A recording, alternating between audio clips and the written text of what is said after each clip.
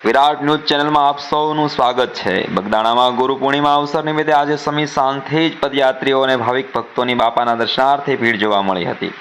જ્ઞાનના અંધકારમાંથી બહાર નીકળીને જ્ઞાનનો પ્રકાશ પોતાના જીવનમાં ફેલાય એ દરેક ભાવિક ભક્તોએ બાપા આગળ પ્રાર્થના કરી હતી।